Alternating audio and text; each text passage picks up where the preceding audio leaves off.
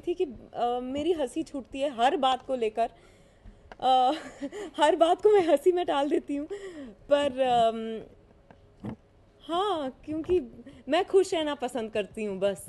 तो और अच्छे लोग मिलते हैं तो फिर हंसी के मौके ऐसे ही निकल आते हैं। दोस्त मिलते हैं, जैसे अनु के साथ इन्होंने अभी अभी कहा, अब तो पूरी हम इतिहास, ये क्या नहीं, इतिहास नहीं, क्या लिख रहे हैं इस पे हंसी पे एक उपन्यास लिख रहे हैं, सॉरी। तो यही हो रहा, पर बस बहुत बहुत ज़्यादा कंफर्टेबल महसूस करती हूँ।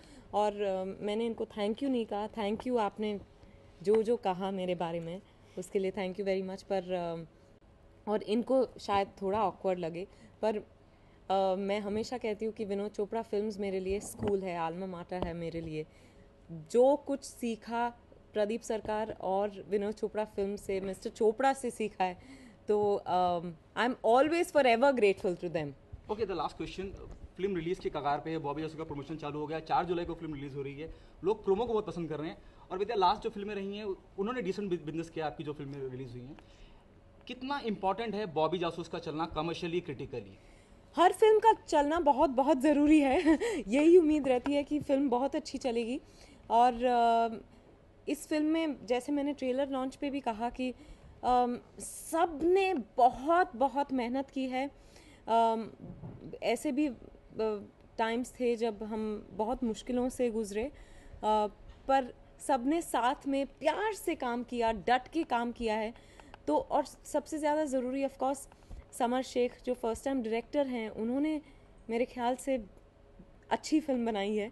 उनके लिए ऑफ कोर्स, पर दिया और साहिल के लिए भी, क्योंकि इतने अच्छे लोगों के साथ बहुत कम काम करने को मिलता है। तो 320 लोगों के लिए, इनके लिए खास मैं उम्मीद करती हूँ कि ये फिल्म बहुत बहुत चले, ऑफ कोर्स मेरे लिए।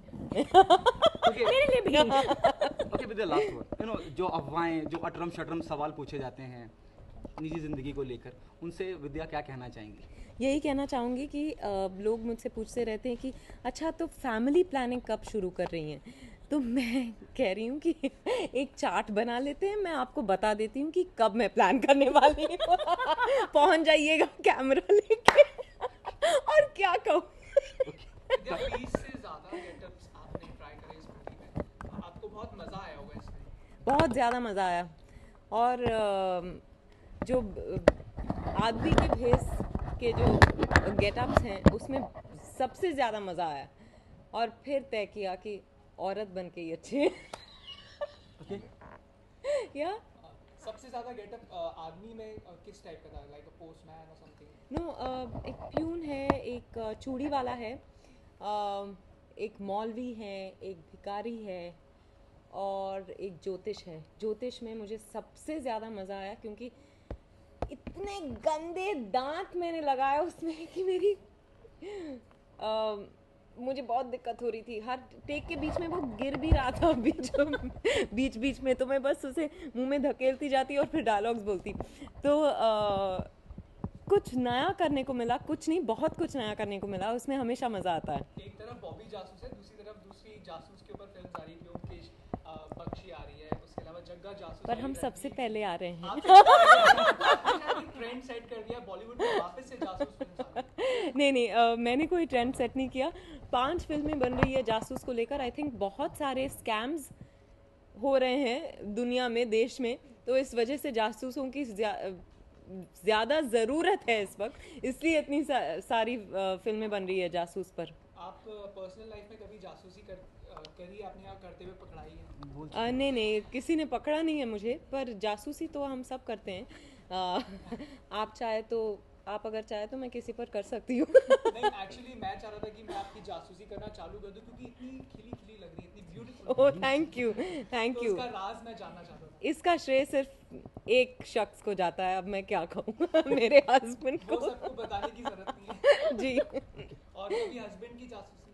नहीं, वो ऐसा कुछ करते ही नहीं है जिसकी वजह से मुझे उन पर जासूसी करनी पड़े, उनकी जासूसी करनी पड़े। और बॉलीवुड में अगर किसी एक शख्स की आप जासूसी, जैसे खान्स हो गए, किसी की जासूसी आप करना चाहें? आ, किसी एक ने नहीं, बहुत सारे हैं।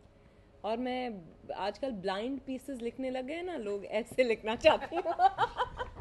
Okay thank you.